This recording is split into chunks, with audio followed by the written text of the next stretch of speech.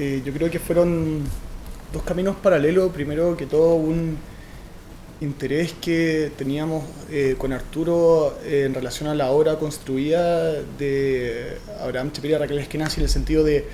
saber que existían un grupo de edificios tanto en Providencia como en Viña del Mar que alguna vez nos llamaron la atención, edificios que pasan a ser parte del imaginario urbano no solo para arquitectos sino también para gente más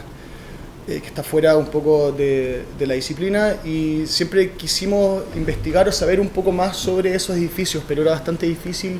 encontrar información, plantas, ese tipo de cosas, más allá de crónica cincuentenaria, que está autopublicación de don Abraham. Paralelo a eso, había un interés que quedó ahí de alguna manera latente,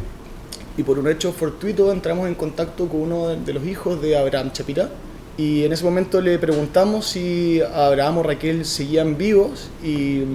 resulta que Abraham sí seguía vivo. En ese momento tenía, creo que, si no me equivoco, 90 años, y estaba lúcido y estaba en su departamento totalmente dispuesto a juntarse con cualquier persona. Entonces nos conseguimos su teléfono, lo llamamos y fuimos a conversar con él varias veces, y de a poco nos fuimos dando cuenta que aparte de la obra construida había una serie de otros universos que nosotros al menos no estábamos muy informados con respecto a la reforma de la Universidad de Chile en 1946, el trabajo en la revista AUCA, el trabajo en el gobierno de Salvador Allende entre 1970 y 1972. Entonces nos dimos cuenta de que esa obra construida tenía un sustento, digamos, como un backstage, que era muy muy denso y muy muy rico. En función a esa posibilidad, le planteamos a la Escuela de Arquitectura, cuando Emilio de la Cerda era director, hacer un taller de investigación. Como parte del taller hubo una primera decisión, que fue que esas 20 horas, que de hecho las seleccionamos en ese momento junto con don Abraham Chapira, las que parecían como las más importantes, más potentes y que eran como representativas de una cierta época, empezando los 50, y la última era aproximadamente del 96. Además eran todas obras de vivienda colectiva desarrolladas de manera privada. Entonces también ahí había como una especie como de statement quizás de parte del taller, de parte de nosotros, con ese interés de hacer ese cruce en 50 años solamente con obras que venían desde el privado, pero que nos parecía que igual tenían una cierta calidad y una cierta como incluso como calidad en relación al mundo público, a lo que podían construir ciudad, y no tenía que ver necesariamente con otro tipo de obras que ellos nos habían hecho, que habían casas, habían un par de concursos que se han ganado, obviamente el edificio en Concepción que todos conocen y todo, y se llamaba, de hecho, al final el taller era también Chapira y Eskenazi Obras Cincuentenarias, haciendo ese cruce de estas obras de vivienda colectiva durante los 50 años de carrera de la oficina hasta que cerraron el 2000. Como el taller de investigación se plantea como un taller de investigación en arquitectura, el producto final es una tesis, teniendo como excusa dibujar un edificio en un cierto contexto cultural, económico. Cada uno de los alumnos,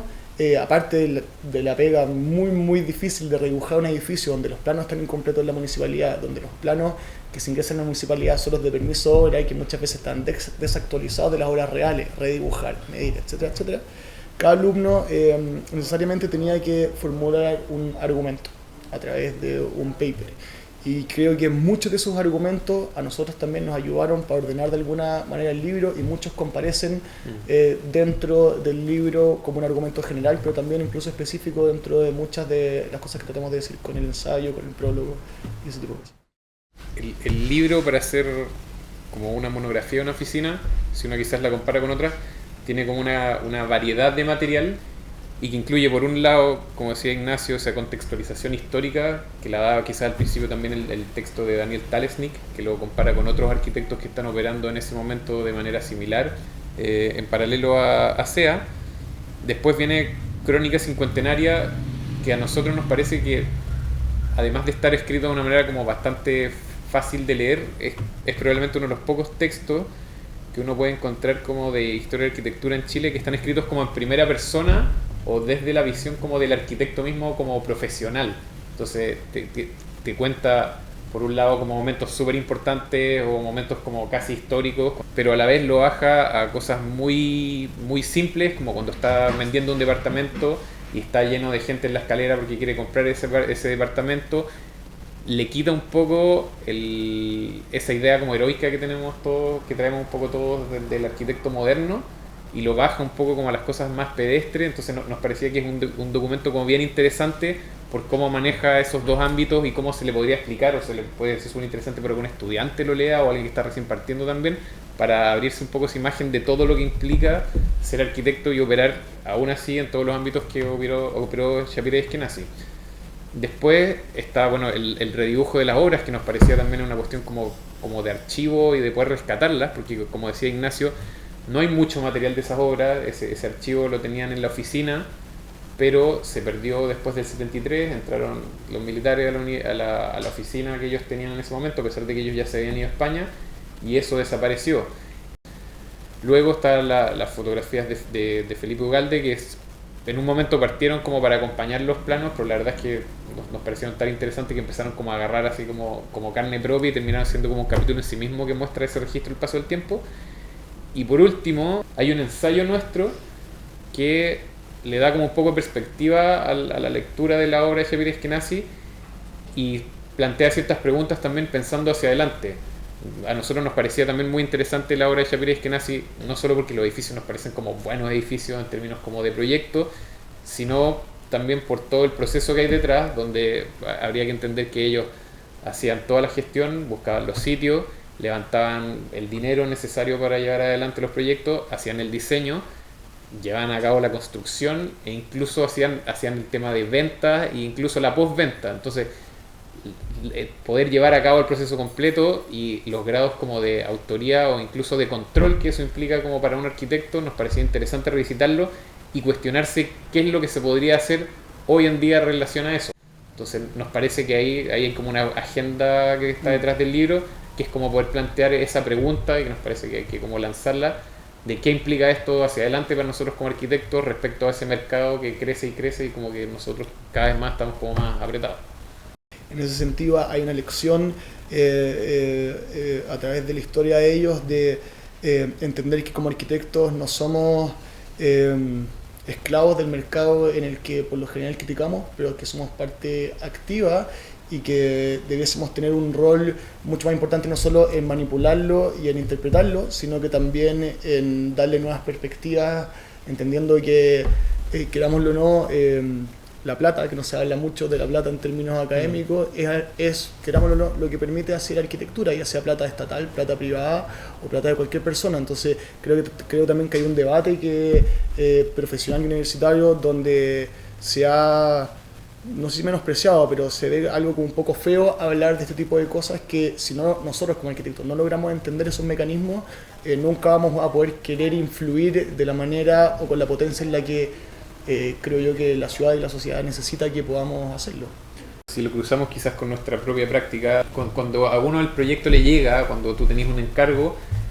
en muchos casos, y sobre todo en el caso de los proyectos inmobiliarios, los proyectos están cocinados. O sea, los proyectos y hasta cierto punto ya están prediseñados. Obviamente uno tiene cierto juego y también ahí se marcan las diferencias entre los buenos arquitectos y los no tan buenos arquitectos. Pero hay una serie de reglas que vienen detrás que tienen que ver incluso como con el modelo financiero, como con la relación que tienen con la ciudad, con el diseño legal que incluso hay detrás, que definen cómo es la ciudad. Entonces al final los edificios que nosotros vemos en todos lados, incluso si entrara un buen arquitecto detrás, que la mayoría de las veces ni siquiera lo son, o la inmobiliaria ni siquiera les dejan operar ahí, las diferencias terminan siendo muchas veces más bien estéticas. Y la estética en este caso lo digo como en el sentido como peyorativo, y terminan siendo alguien que puede hacer unos balcones un poco más o menos interesantes, o que el primer piso le puede poner un poquito más de onda, o una doble altura, o como con mejores materiales. Entonces nosotros también, yo creo que terminábamos, o las últimas preguntas que nos planteamos en el ensayo tenía que ver justamente con que en el mercado, en las condiciones que está hoy, parece que si uno lograse hacer cualquier mejoría en un proyecto, o si uno incluso lograse hacer ahorros, por ejemplo, en el proyecto, eso siempre redunda en que a los constructores, perdón, los inversores ganan más plata, pero ese beneficio nunca llega al usuario, o muy difícilmente, si no es a través de pagar más plata. Yo creo quizás algo que venimos discutiendo y que está totalmente en desarrollo, porque además tampoco hace tanto tiempo que salió el libro, es la posibilidad de justamente entrar en esa parte del proceso y entenderlo también como parte del proyecto y parte del diseño del proyecto, para tratar de transformar con eso también el producto final. Porque entrar solo en la parte del final, como lo muestran los diagramas también, yo creo, del proceso de SEA, al final termina siendo una cuestión muy cosmética solamente. Por ejemplo, el modelo inmobiliario de SEA se basaba en accionistas privados que se juntaban a través de un grupo. Muy pocas veces funcionaban a través de bancos. Hasta creo que después del 80 empezaron a funcionar con créditos de banco, y antes eran empresas de grupos de personas generalmente de cierta comunidad que hacían algo. Creo que ese sería un buen punto desde donde partir, buscar nuevos modelos de financiamiento, como los fideicomisos argentinos, cooperativas, donde tal vez el tándem entre inversionista y cliente, los intereses, uno va para allá y el otro para allá, donde se genera una separación que es bastante complicada en términos conceptuales, y las diferencias del beneficio que yo tengo al pagar un edificio de calidad versus el beneficio que esa persona gana por lo que yo le estoy pagando. Creo que es posible encontrar tal vez nuevas formas de conseguir los fondos, pero también de que tal vez la persona que habita está menos separada de la persona que es la que pone la plata. Creo que eso por un lado, o sea, más allá de solo hablar de innovaciones de diseño, creo que es posible nuevos modelos de gestión, nuevos modelos legales, nuevos modelos de inversión, más allá de simplemente juntar la plata para el pie o ir a pedirle plata al banco, que es como lo único que por ahora como que funciona al menos en Chile. Creo que en Chile, por justamente el modelo económico que tiene al final también todas estas relaciones entre, que sabemos, como AFP, banco, y como que todo eso al final como que controla un poco como cuáles son las maneras de operar a uno en prácticamente todos los ámbitos. Pero si tú ves, como decía Ignacio, cómo funciona Argentina, hay casos en México, están todos los casos en Berlín de estos como distintos modelos de cooperativa. Hace poco estaba leyendo también en Australia. Entonces ni siquiera es que hay que inventarlo de cero. En otros lugares, unos con grados de capitalismo con ciertas relaciones distintos que acá, pero existen. Entonces yo creo que quizás la pregunta también tendría que ver en eso: ¿cómo se puede adaptar eso a nuestro contexto? Y lo cual es difícil y probablemente no se puede hacer solo como arquitecto, sino que hay que empezar justamente por la complejidad de esos mecanismos. Hay que trabajar eventualmente con economistas y abogados, y uno apoyar desde la parte que sabe como arquitecto justamente en el modelo actual, donde el fin último, como decías tú, no es el usuario, sino que es el inversionista. Ahí se pasan por encima una serie de cosas. O sea, hay gente que compra departamentos en el fondo como inversión, pero que nunca en su vida ve el departamento, nunca conoce el departamento, nunca ha ido al barrio que conoce el departamento, porque hay gente que maneja esa inversión. Entonces es lógico que ese edificio no va a responder a lo que uno le pide normalmente a un edificio como arquitecto, a condiciones de ciudad, de contexto, de habitabilidad interior de los departamentos, etcétera, porque ni siquiera la persona que lo está comprando las exige. Entonces no existe un usuario que pida eso a cambio, sino que simplemente paga, compra a veces hasta 50 o hasta 100 departamentos en caso extremo, y con eso ha sido un edificio. Y no le importan esas variables, sino que le importa que se arrienda rápido, no le importa a quién se arriende, no le importa cómo se arrienda, no le importa si son una bodega, si son inmigrantes, si son locales, no sé qué. O sea, en ese sentido el mercado también es totalmente amoral, siempre lo ha sido, y no le importan las consecuencias sobre la ciudad. Entonces quizás saltarse eso y hacer una relación como un poco más directa, como lo que decía Ignacio, es un mecanismo posible para hacer otro tipo de arquitectura en ese contexto. Ahora,